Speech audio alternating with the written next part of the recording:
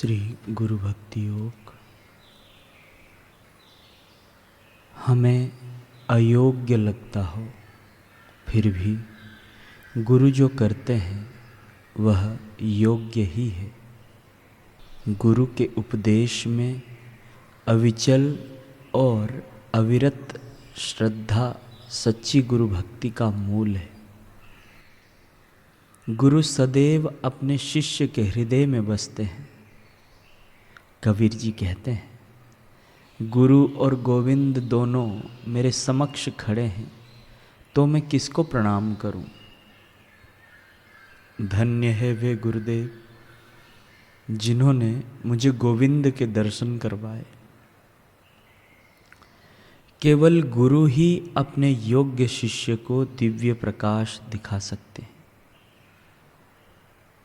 गुरु अपने शिष्य को असत में से सत में, मृत्यु में से अमरत्व में और अंधकार में से प्रकाश में और भौतिकता में से आध्यात्मिकता में ले जाते हैं। सच्चे गुरु शिष्य का प्रारब्ध बदल सकते हैं। सद्गुरु पैगंबर और देवदूत हैं, विश्व के मित्र और जगत के लिए कल्याणमय हैं, पीड़ित मानव जाति के ध्रुव तारक हैं। सच्चे गुरु की सेवा करने से काल का शस्त्र भी बुट्ठा बन जाता है। गुरु के ज्ञान के पवित्र शब्द शिष्य के हृदय में प्रवेश करते हैं। गुरु कृपा से ही मनुष्य को जीवन का सच्चा उद्देश्य समझ में आता है और आत्म साक्षात्कार करने की प्रबल आकांक्षा उत्पन्न होती है। शिष्य के हृदय के तमाम दुर्गुण रूपी रोग पर गुरु कृपा सबसे अधिक असरकारक, प्रतिरोधक एवं सर्वाधिक औषध है।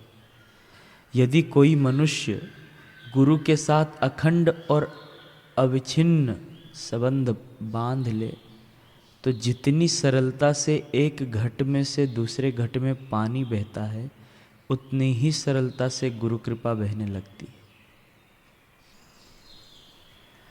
पूज्यश्री के जन्म के समय से ही छोटे मोटे चमत्कार होने लगते थे। 3 वर्ष की छोटी उम्र में ही उन्होंने साधना शुरू कर दी थी। 10 वर्ष की उम्र में तो अनजाने ही वाक सिद्धि उनकी सेवा में हाजिर हो गई थी। पूज्यश्री ने भगवान श्री राम, प्रेम मूर्ति श्री कृष्ण, शक्ति रूपा महाकाली आदि की उपासना की और बाद में भगवान शिव को इष्ट मानकर अनुष्ठान किया। परंतु पूज्यश्री जब अपने सद्गुरुदेव पूज्य स्वामी श्री लीलाशाह जी महाराज की छत्र छाया में आए, तब तो ऐसे अनुपम आनंद का खजाना उन्हें हाथ लगा कि जिसके आगे 14 भुवन के सुख भी तुच्छ थे। पूज्यश्री अपने सद्गुरुदेव के आश्रम में रहते थे। तब उन्होंने आश्रम एवं सद्गुरुदेव की सेवा में खूब तितिक्षा सहन की।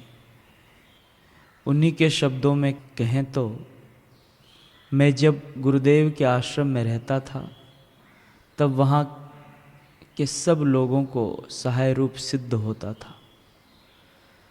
आश्रम के पेड़ पौधों को पानी पिलाता, बर्तन मांजता, गुरुदेव के नाम आए हुए पत्र पढ़ता और गुरुदेव के कहे मुताबिक उनके उत्तर लिखता। गुरु भाइयों को भी राजी रखता। ऐसा ना हो कि कहीं कोई गुरु भाई मेरी शिकायत गुरुदेव को कर दे, जिससे मेरे प्रति उनके छलकते हृदय को ठेस लग जाए और मुझ पर बरसता हुआ उनका कृपा अमृत अटक जाए। इस बात का मैं पूरा ख्याल रखता। भोजन में केवल उबाले हुए मूंग खाता अथवा मूंग का पानी लेता। सोने के लिए तो मात्र 4.5 फुट वाली कोठरी ही थी, जिसमें ढंग से आसन भी नहीं कर सकता था। परंतु यह सब सहन करते हुए भी जब गुरुदेव की कृपा हजम करने की शक्ति प्राप्त हुई उनकी कृपा पूर्ण रूप से बरसी और वह हमारे अंतरतम में पची तथा जन्म मरण के कारण रूप अज्ञान का नाश हुआ। तब जो अनुपम आनंद प्राप्त हुआ उसको तो फिर कहना ही क्या। उसके आगे सहन की हुई सब प्रतिकूलताएं, तितिक्षाएं तुच्छ लगी। पूज्य श्री कई बार ये पंक्तियां दोहराते हुए कहते हैं, हम ना हंसकर सीखे हैं ना रोकर सीखे हैं, जो कुछ भी सीखे हैं सद्गुरु के होकर सीखे।